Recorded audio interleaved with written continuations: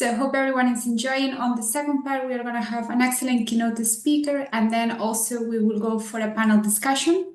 And please, during the talk, if you have any question for Roxana, please add it into the chat. So with that, it's my great pleasure to introduce our year's keynote speaker, Roxana Daneshjou. As you will see throughout her talk, she's been instrumental in advancing fair and trustworthy AI in dermatology. Roxana is a physician scientist with a background in bioengineering from the Rice University, as well as MD and PhD in genetics from Stanford School of Medicine. She completed her dermatology residency at Stanford and then a postdoc in biomedical data science. And currently, she serves as the Assistant Director of the Center of Excellence for Precision Health and Pharmacogenomics, as well as Director of Informatics from Stanford Skin Innovation and Interventional Research Group. So you see, there's a lot on her background, and I'm sure her talk will be super exciting. And with that, she has a very provocative title, I think, AI in Healthcare, Hype or Game Changer. So with that, I would like to pass to you the floor, Roxanne.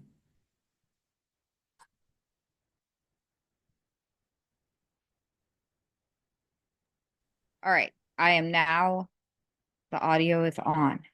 All right, so thank you so much for having me today.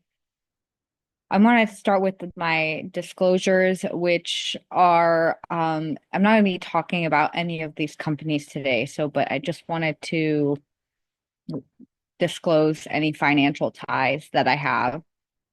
So today I'll be talking about bias in medical imaging and AI.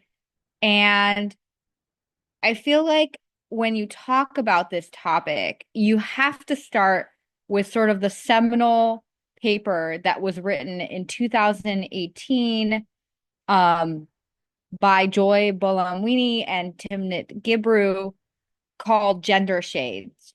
And what they did at that time is that they took gender classifiers and they looked at whether these classifiers, how these classifiers did across different skin tones. And what they found, and so this is looking at different classifiers like Microsoft, Face++, IBM, and they found that there were differences in the ability of these models to classify gender based on skin tone. So generally, these models did far worse on anyone with darker skin compared to lighter skin. And then they even looked at the intersection of gender and skin tone and found that one of the groups that these models did the worst on was women with darker skin. And so you can even see here, like with Microsoft, the positive predictive value on a lighter skinned female is 98.3%, but on a darker skinned female, it's 79.2%. So this paper was sort of the seminal paper to say, hey, these image-based classifiers are baking in biases that could be severely problematic.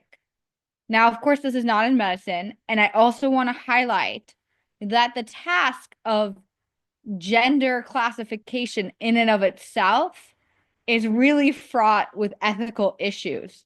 So, even that, when we talk about ethics and bias in AI, even some of the tasks in and of itself can be really problematic.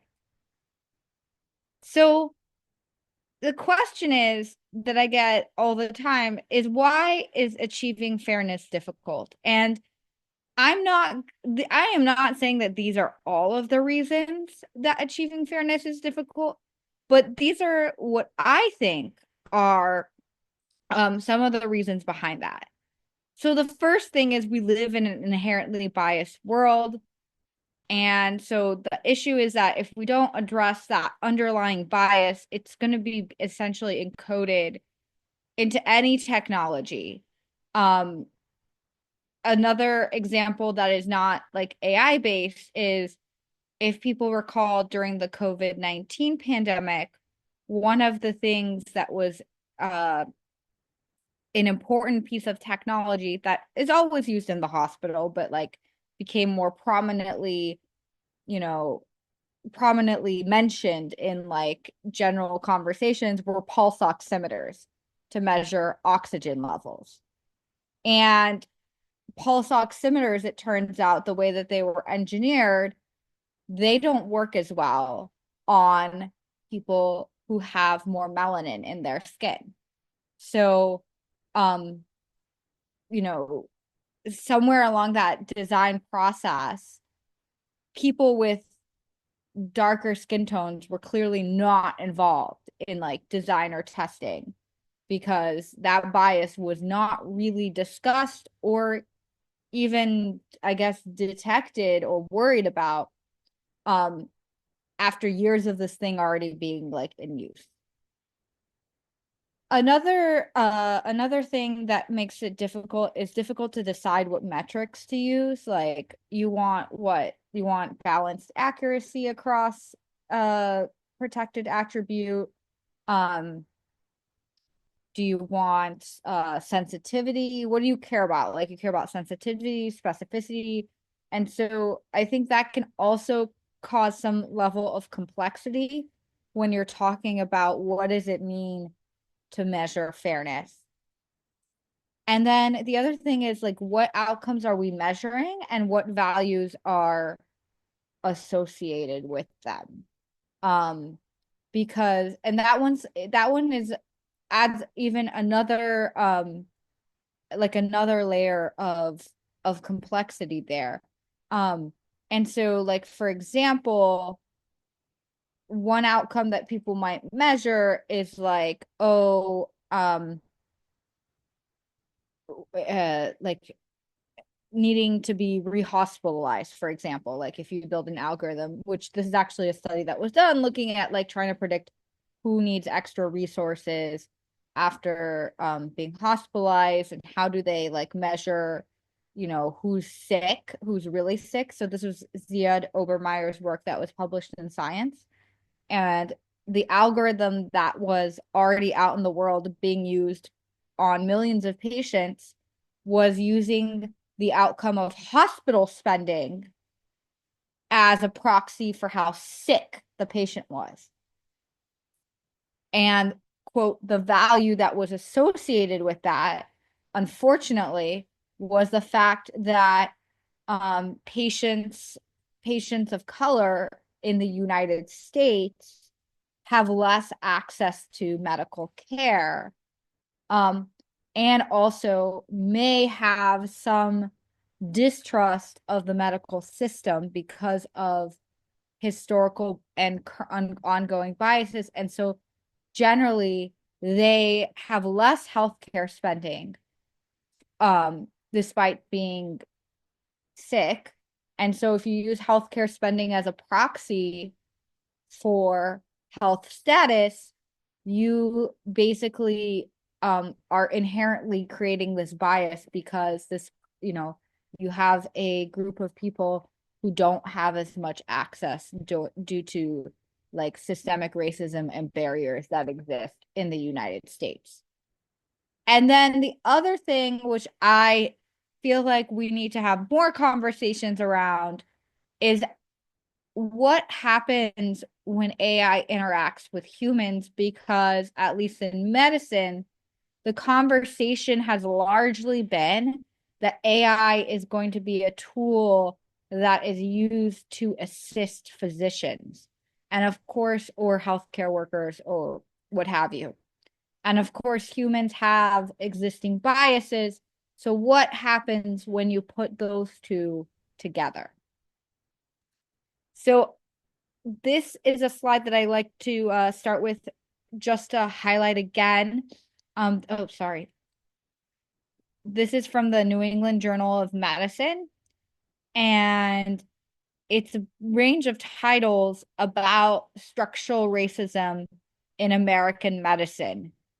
And I think that the reason it's important to understand this, especially since many AI algorithms are developed off of data in the United States, and largely, I would say, if not the United States, then the quote, like, Northern Hemisphere, Western world, um, is that there are a lot of issues with systemic racism within the American healthcare system. And that leads to skews in the data that is then used to train many models. And the other thing is that the existence of these structural barriers means that even if you had the most perfect model, they would be operating within this very imperfect system, which kind of harks back to that last kind of point that I made, where it's like, how does the AI interact with the human or the system writ large? Specifically, it was mentioned I'm a dermatologist. A lot of my work is in dermatology. And so a lot of the things that I'll be discussing today are about biases within medical imaging in dermatology. And there's actually been a lot of discussion around this. One of my colleagues, Dr. Ade Adamson, even before, this is actually it's an older viewpoint before actually most of my papers were written. I was still in training, where he talked about his major concern that machine learning could actually exacerbate healthcare disparities in dermatology. And it was actually quite prescient because, I mean, he's not an AI scientist at all. He's a dermatologist. And he had spoken to an engineer and they had this entire discussion. They wrote a viewpoint about it. It was prescient in the sense that in the following years, things came out such as Google's dermatology app. At the time that they developed it, they have since gotten so much pushback, they've tried to improve it.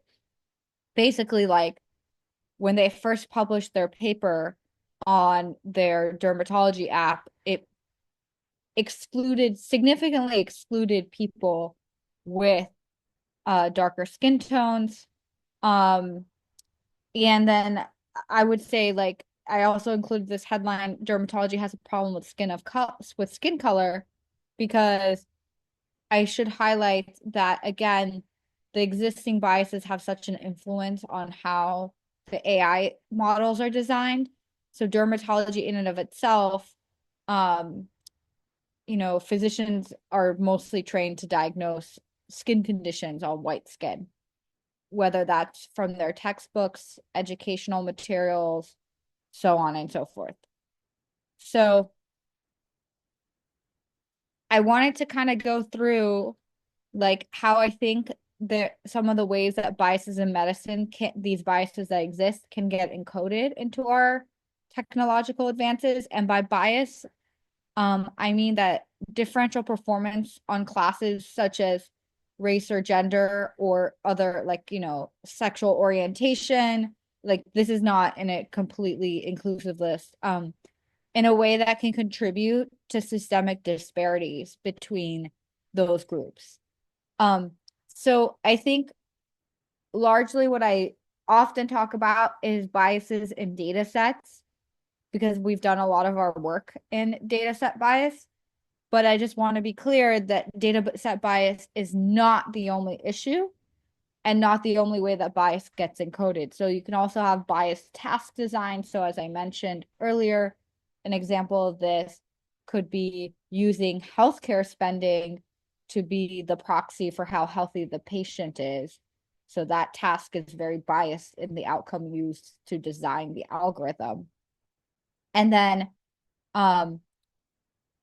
also biases can be then, like, amplified by the algorithm. So in that case, that algorithm that was used in the hospital systems to allocate resources was already implemented. Already, Black patients were getting fewer resources compared to white patients at baseline, and then you apply this algorithm, and it just makes the disparities even worse.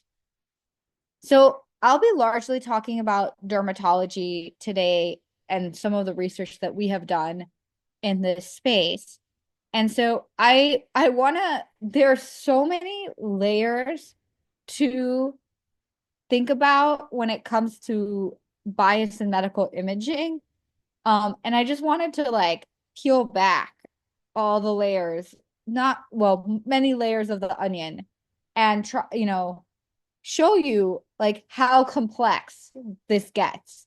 So in dermatology, the modality for most of AI in dermatology is with clinical photos. And so these look like this top image where it's just like usually a smartphone capture, not like any kind of fancy camera of a lesion. It's not formalized in any way. Dermoscopy is taken with a specialized magnifying glass, and either polarized or non-polarized light. And I'm not really going to talk about reflectance confocal microscopy, but it's a specialized device that uses a diode laser and looks at pattern of light reflected back by the skin structures. We've actually done some work on confocal as well. But the majority of AI and dermatology research and papers have to do with clinical images. One challenge that exists that's very unique and specific, not unique, but specific to dermatology, other image-based specialties may have this too, though radiology does not, is that we have no DICOM standards. So like no specific like image format or file structures or metadata structures for our images. And that can make things really complex for people. And then again, like peeling back the onion here of the layers of issues is like, how do you even assess skin tone? So in the gender shades paper, they used the Fitzpatrick skin tone scale. And in a lot of our work, we have also used the Fitzpatrick skin tone scale to try to label images and then assess bias across them. The issue is that there's many issues here. The first one is that the scale is not technically based on skin color. It was actually developed to talk about how easily somebody burns or tans. And that's actually what it's supposed to be, is it's supposed to be to help classify what type of skin you have. And really it was designed in that way for giving sort of photochemotherapy treatments. And so that's why you cared about like what someone's Fitzpatrick skin type is. The other thing to mention is that the original scale as developed did not include Fitzpatrick 5 and 6. So dark skin tones were just completely excluded. And then they were tacked on later. And of course, the way that practitioners are now using this scale is indeed to try to label some kind of skin tone, which is what was done in the gender shades paper, and again, done in much of our work as well. But there's not 6 skin tones. And there have been alternative scales that have been developed, some which have, hundreds of skin tones, which can vary like the amount of redness in the skin and the amount of like yellow pigment in the skin and the amount of dark pigment in the skin and combinations of those. But they haven't been universally adopted because of the complexity of trying to make those labels like with a human. Like a human is going to have a hard time distinguishing across 20, 30, 40, 50 skin tones. Now people have talked about creating automated tools. So again, so like that's one layer, is like, okay, let's say you have an algorithm that performs fairly across type 1 and type 6 skin, but because you actually don't have the appropriate amount of granularity, there's still bias in that model or in that data set or what have you, because you've binned all human beings into 6 groups of skin tones, but that's not really like that's not really representative of all the different skin tones that exist. The next is like the other thing is that there's actually a lot of bias in photography.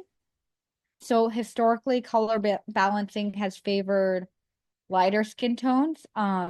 There were these cards called Shirley cards, which I have a picture of one with a model, a white model that was used for color balancing. And so people with dark skin tones did, the color balancing was done with white skin as sort of as the standard.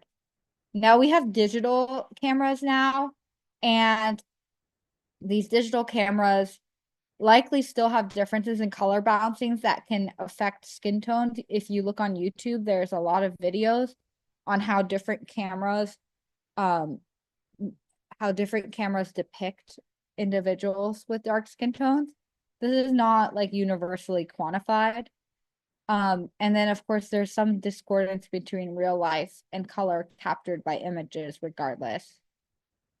So I'm just wanting, Dr. Jenna Lester from UCSF, one of my colleagues, we wrote this paper talking about the effects of lighting and other factors on photography, particularly on skin of color, like the use of flash causes this reflectance that you see here in B.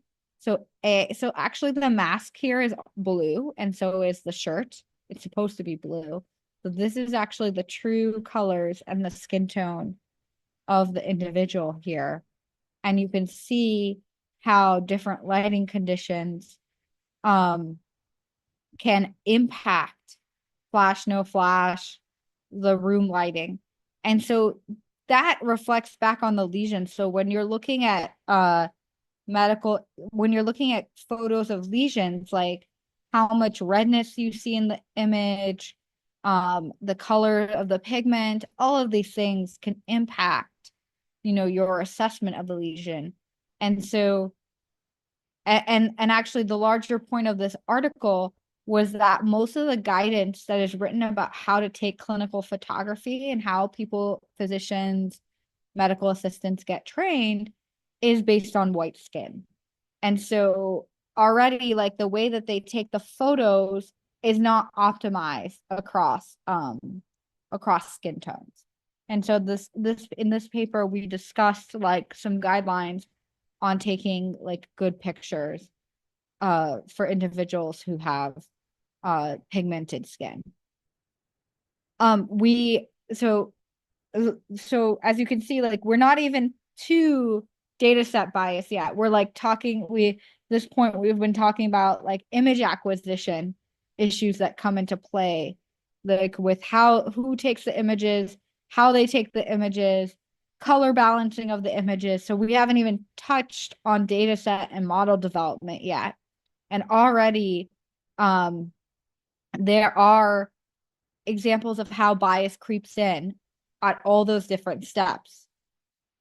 So we did some work specifically looking at bias in dermatology data sets. Now, this is somewhat for machine learning an older paper now, though from looking at the literature and keeping up with the literature, I don't think that there's actually been that much change, unfortunately. And so when we looked at an assessment of 70 AI papers in dermatology, the first thing we noticed is that much of the data sets, I think this is true of most medical imaging data, it's siloed. So it's not shared. So here, every square represents a paper, every circle represents a data set, and the red circles are data sets that are not accessible. The green circles are accessible data sets. And the issue is here, of course, that when you can't access the data set, you can't really make an assessment of what kind of data is in there. You have to really rely on what the authors report out to you regarding the data. And so here, number one is like the most prominent of the public data sets. This is the International Skin Imaging Collaboration data set. It's 100,000 plus images from multiple sites. It's mostly dermoscopy, so like those magnified images of lesions. They're working to try to fix this, but essentially it's almost all white skin. And it has really clean labels, which is why it's such a prominent data set, because the labels are all sort of either biopsying the lesion if it's skin malignancy or monitoring if it's benign. And so this is not a unique issue to the International Skin Imaging Collaboration's data set. We found that based on what people reported about their data sets, most of the data sets did not have any information on ethnicity described. Only 10% included any information on skin tone. And for the ones that included information on skin tone, the majority of them either excluded or underrepresented brown and black skin. So this was kind of the impetus behind us trying to create some data sets that would allow us to test models. So we built this biopsy proof. Everything was biopsied, even the benign lesions. And we released 656 images with balanced representation. We also matched them on like diagnostic category, on when the image was taken to try to control for camera technology, on the patient sex, on the patient age, try to control for as many other confounders as we could in matching the groups of images. What we did is we tested a bunch of previous algorithms that had really good performance previously. So receiver operator curve, area under the curve performance of 0.9 or better, where 1 is a perfect algorithm that can distinguish between a skin cancer or a not a skin cancer perfectly. So these algorithms in the reported literature had 0.9 or better performance. And when we tested them on our data set, they did significantly worse. The red line represents essentially guessing. There are many reasons that this happens. We know that models are not very robust to distribution shifts in the data. Those distribution shifts could be a different location, different lighting conditions, different demographics of patients. So this was not unexpected that these models would have significant changes in performance, though, robustness is something that I think the field is still working on and is still very much interested in. What was interesting is that all these models did significantly worse when tested on Fitzpatrick 5 and 6, which is brown and black skin, compared to Fitzpatrick 1 and 2, which is white skin. And usually when I give this talk, I don't detail this, but I get it pointed out, hey, you also had dermatologists do this task. That's the purple dot.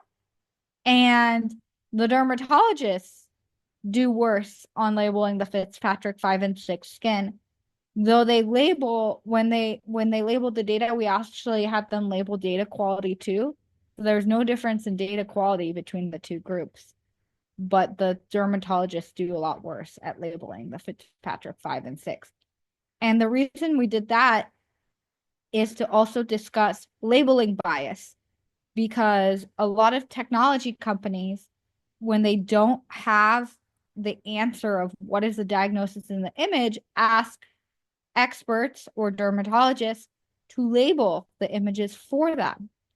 And so that can also be another source of potential bias, because it turns out that dermatologists do worse when it comes to labeling diagnosis off of an image only.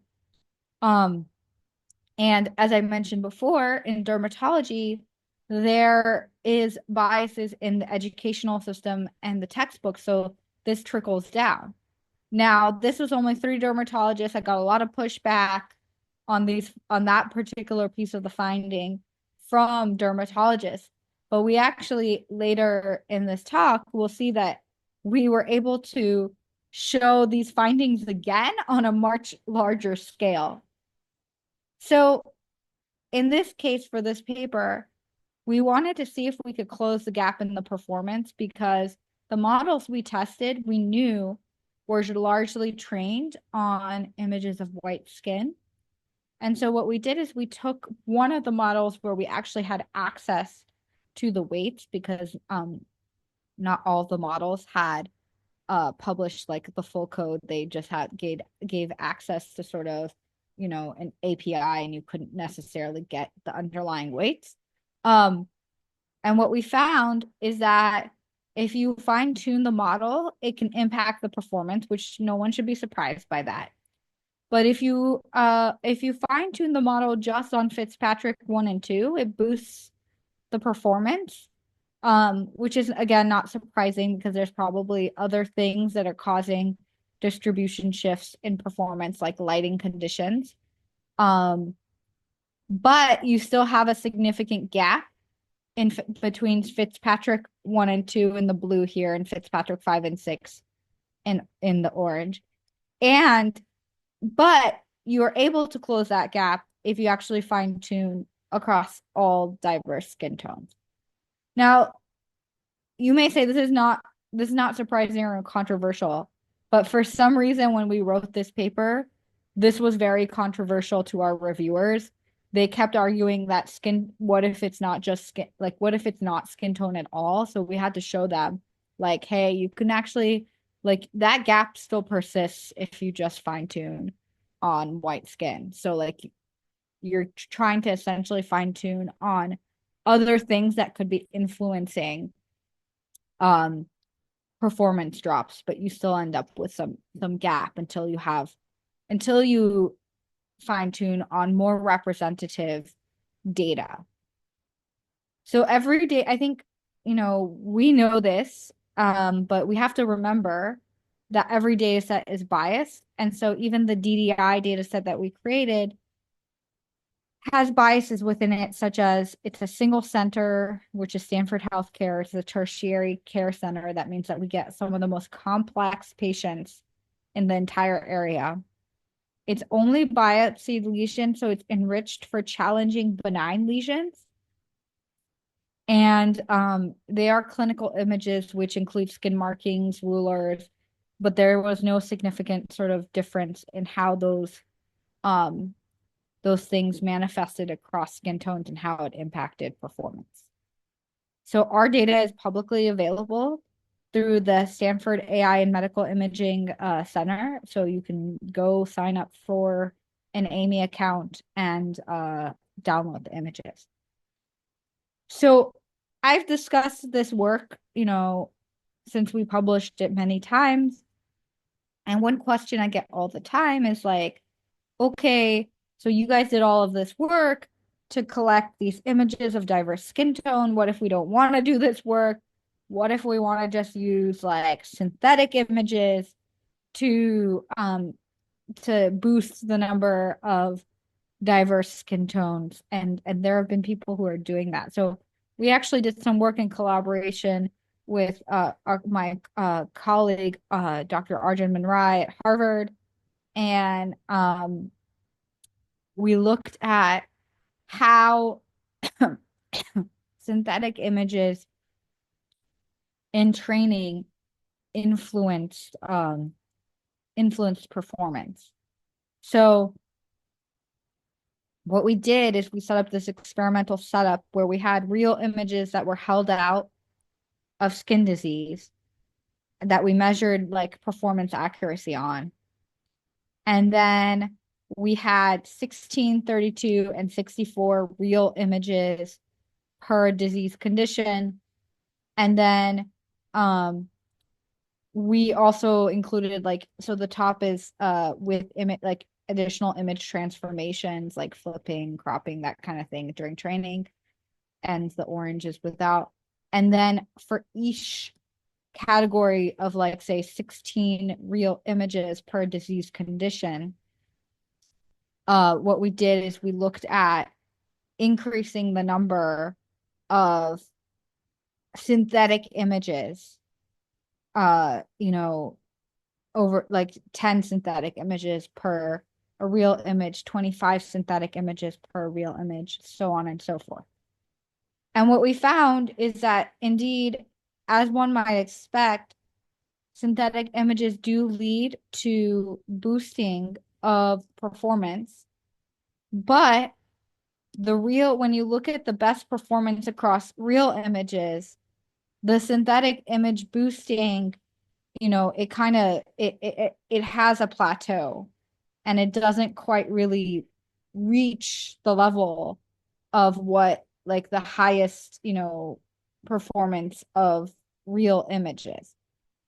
And so the point here is to say that synthetic images can lead to improvement in performance, but there will likely still be a performance disparity between the between what is trained on real images versus synthetic images. So I think synthetic images are fine to use as a form of augmentation, but it could be problematic if, for example, all your white skin images are real, like 100% real images for training, and say 80% of your dark skin images are synthetic, because then you have kind of an imbalance in how the synthetic images are being used. And we know that as of now, for the most part, the real images are the thing that's important. And part of the reason for that is that the synthetic images are generated from training on real images. So you have the same problem.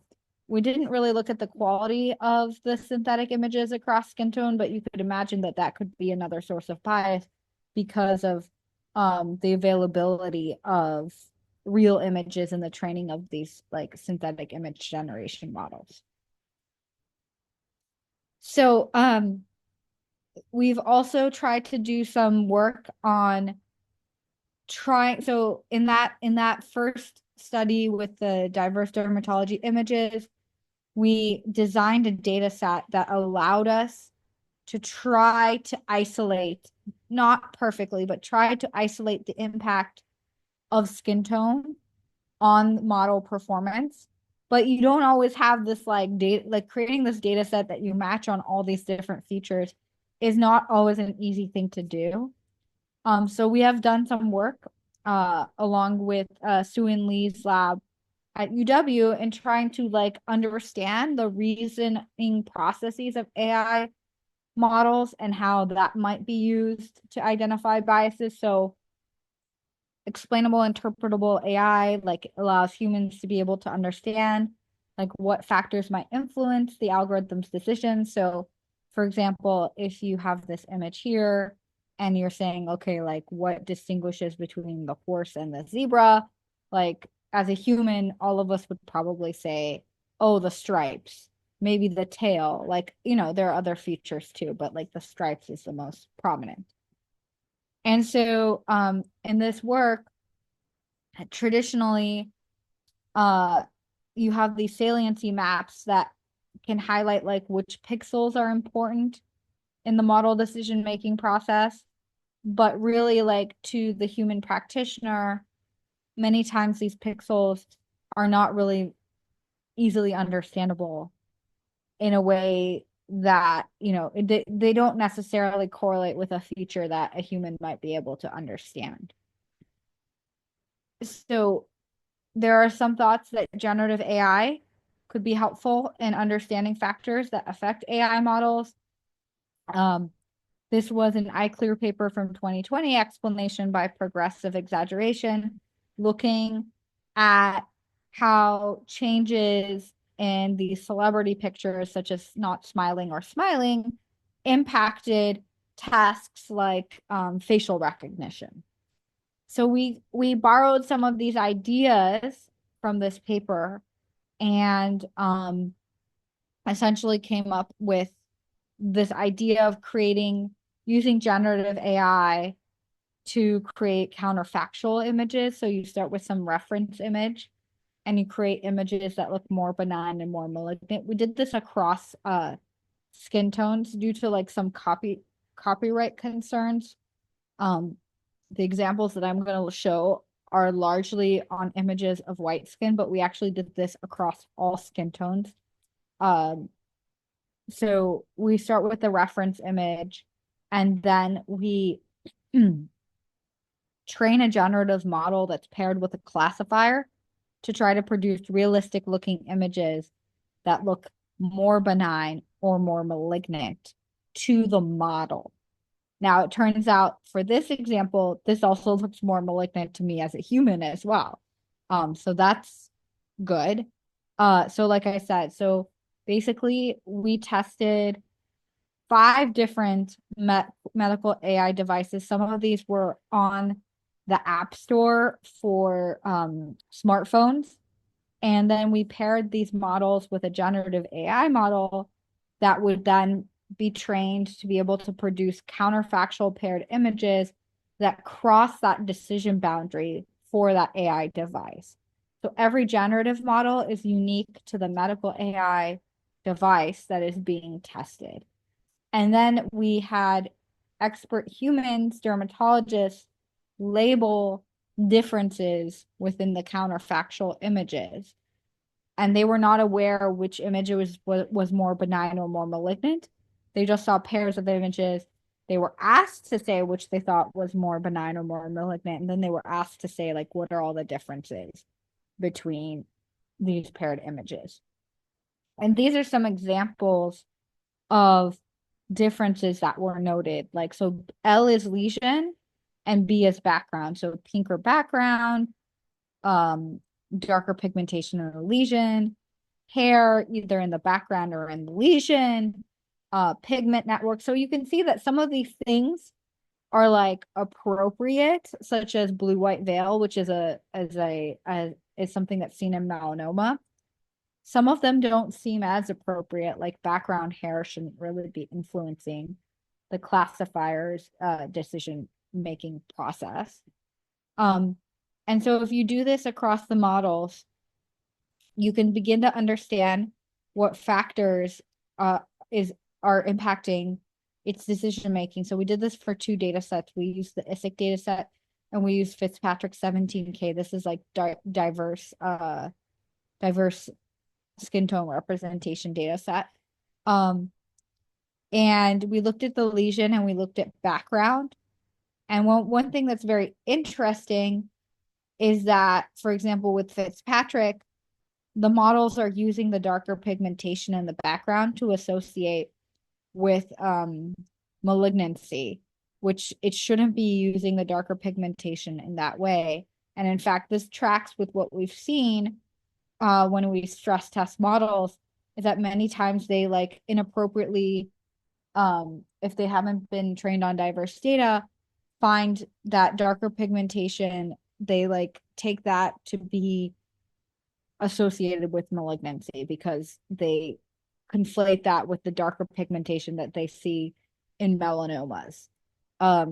So like this way of systematically auditing can help you just figure out how these different models, which are listed at top, might be using specific attributes to make their decision-making process. And then you can also like compare that to what's in the literature and whether or not, you know, those features have been historically associated by humans with a malignant or a benign feature.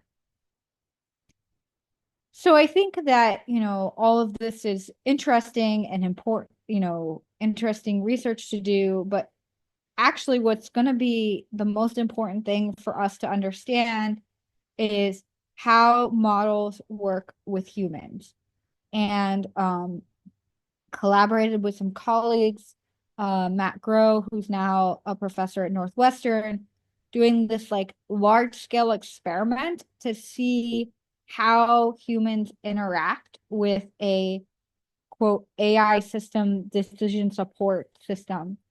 And we actually had hundreds of dermatologists and primary care physicians do this task, which is, trying to replicate what we call store and forward setup, which is in the US where it's like somebody sends you an image and says like what's going on, which happens all the time in our healthcare system, unfortunately. And you don't have much more information than that. Like they just send you a picture. I get that all the time. Like, hey, look at this. Like, what's going on? And the physicians were asked to give a differential diagnosis with and without a fair AI model. So at baseline, the differential diagnosis, which is a list of the top diagnoses that they thought were represented here, there was for most people there was a significant difference in either top 1 or top 3 accuracy between skin tones. So humans had biased performance at baseline, and then when you add a fair AI, it does improve performance across skin tones, but it doesn't necessarily close the performance gaps. And in some cases, the signal is very small, but here in sort of like the primary, and we had 2 decision supports. We had a control system and a enhanced system. The control system was actually a real AI model that we trained, but it wasn't like the best performing. So we enhanced it synthetically. I mean, this didn't impact the humans who were doing it because they were just seeing the output of the model. And so like the better performing model obviously boosted performance more compared to baseline. But what was interesting is that in some cases, like with primary care physicians, sometimes the gap would become slightly larger after AI was used. And so they were kind of incorporating the information of the AI model, even though they were told that it was fair, differentially at times, not universally. And the other thing that was also interesting is that for the large proportion of cases, the gaps still persisted between performance of the physicians with and without models. So this just goes to show that even if you have a fair model, it's really the scenario that you mean to use the model in that is important, right? So if the model is being used by a human, then that the human biases come in as well. And so really, you really care about most the AI plus the human performance and not just the AI alone. So hopefully some takeaways that you've had from this talk is that you've seen that there's a lot of work to be done at every level of the AI development pipeline. And I hope you could appreciate from how I talked about like image acquisition, image processing, data set, all of these things, how there could be many different layers where the biases show up. We really need fairness to be at the forefront. Right now, it feels that many times it's an afterthought, meaning like the model's already like developed and it's like, oh yeah, like we should care about fairness. But it should be like a very intentional thing that is done at, during that whole development pipeline. And I think, this is something I like to stress a lot, is really important to understand what actually happens in terms of fairness when AI models interact with humans in the scenario that they're intended to be used. So with that, I'm happy to take any questions prior to the panel. Thank you, Roxana, for a very illuminating talk. I certainly learned a lot, and I'm sure we all did. I'm sure everybody's applauding. We just can't hear them in the audience at the moment. So if anybody has any questions, please put them in the Q&A. Whilst you're thinking of them, I'm going to kick off with one. So you talked about the bias inherent in the Fitzpatrick skin tone scale at the beginning of your talk. So how challenging would it be to use a less biased scale? You mentioned there were alternatives. So how challenging is it going to be for us to switch to using an alternative scale, given that I I think most dermatology datasets don't even report skin tone information, and those that do right. tend to use Fitzpatrick, I think, at the moment. So I think the issue is that there's like so many people trying to I think okay, there's several issues. So one is like there's been scales developed like the Taylor hyperpigmentation scale, which are based on a clinical use case of like how easily a person hyperpigments or like gets darker skin after injury or inflammation, right? And so like that's an important scale for clinical use, but I'm not sure it would be like useful for AI development. So I think we have to like right now it's like we took some clinical scale and tried to like make it work for AI. I think we need to like figure out what we care about from the AI and imaging fairness perspective and develop a scale like that. I think, it's complicated, but like automatic labeling is probably something we definitely want with that, especially if you're having it be across, you know, 10s to 20s to 30s plus skin tones. There is still complexity in that because even when you take the pixels from, say, an image of skin, like depending on the lighting, like that image will look different. So a lot of people say like, oh, you really have to like assess skin tone from like the real life, but then what does it look like in the image?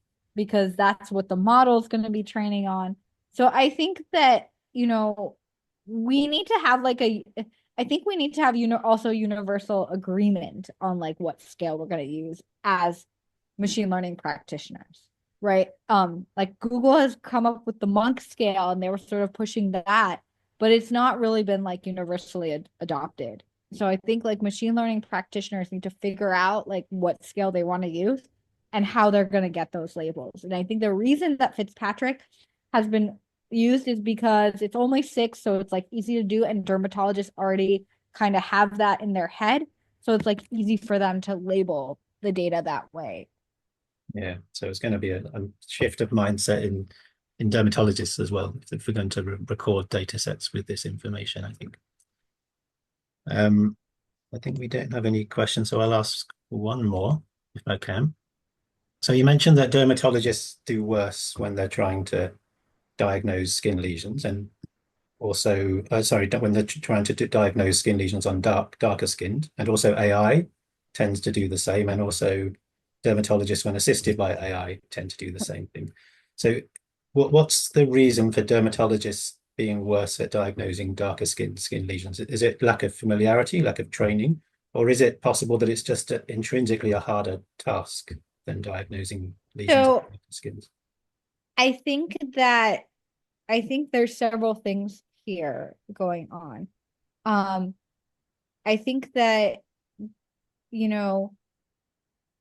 we focus on redness a lot for example, rashes and things like that, which can appear different on different skin tones. But I think the largest issue is actually training, because even before there was AI papers on this topic, there are a lot of papers analyzing dermatology textbooks and representation of skin tones, and basically like, not very many images of what skin disease looks like.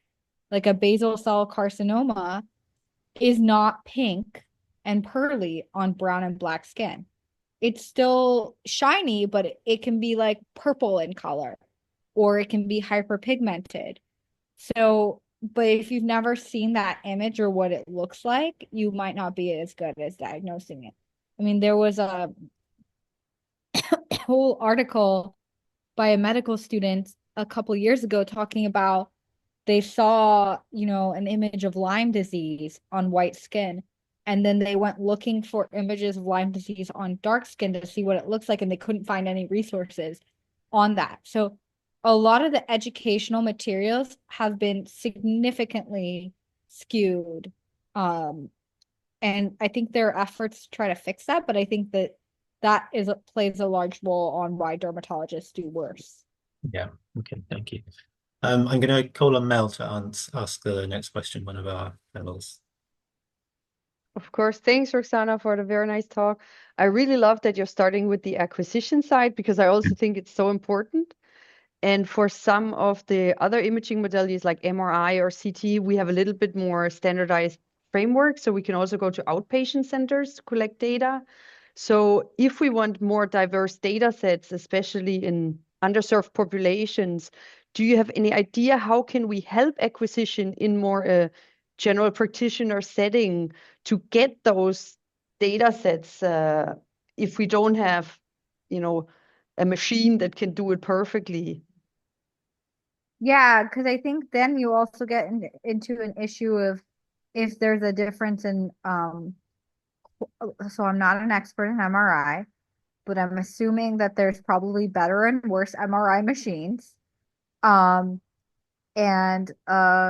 magnet strength, all that stuff. Like, again, not an MRI expert. But you could imagine that it could be problematic if the images acquired for one group have a very different quality than the images acquired for a different group. And I think that really the thing that you could do is if you can get researchers who are good at community engagement and are working in the communities that you're trying to get more represented. And if you can get them sort of to your, main medical centers where you have the good machines, that would really be like the ideal situation, if you can. So we've been trying to also do some like prospective image collection as well now, across diverse skin tones. And we just had someone start a skin of color clinic at Stanford. So we actually have a clinic now that will hopefully bring patients in and improve access there. It's a very tough, it's like a tough situation. And you can imagine that this is not this cuts across all sorts of demographics, like socioeconomic status as well, right? Like, okay, maybe you have good ethnicity representation, but like you're gonna have disparities in people based on socioeconomic status and what access to like good MRI machine versus bad MRI machine. So I appreciate the complexity. I think you have to be very intentional on your data collection and like think about it ahead of time. And we've got maybe 1 minute left. So just a quick question. We've had a couple of questions from Mariana Bento in the Q&A. So the first one was about difficulties in data acquisition from underrepresented groups, but I think you've just discussed that one. So I'll ask the other one, I think. So the presentation pointed to the involvement of clinicians in the AI development life cycle. Could you comment on that and the responsibility and liability of using AI to support clinical decision making? Okay, so I think clinicians should be involved, especially because they understand the clinical task the best and might be able to pinpoint biases ahead of time based on their understanding of disparities that still exist. Liability, I think, is a question that the lawyers are trying to fight out right now. In the United States, like, the physician lobbying group is like trying to push for policies where like physicians are not the ones held liable for the final. I think it's very complicated because like there's been I don't know if the study is published yet. Like I reviewed a paper where they looked at sort of what patients thought around liability, and it changes. So it's like, for example, if the AI is wrong and the clinician overrides the AI and the clinician's right, like the patients are happy, right? But if the AI is right and the clinician is wrong and the clinician like overrides the AI, like that gets very dicey. unsurprisingly. Also, that's probably where most of the litigation ends up happening. It probably also depends on what the outcome ends up being for that patient. I think that this has not been worked out yet, this issue of liability. Some people say it should be with the company, the AI companies itself. I very cynically think that it's going to end up falling on the head of the physician.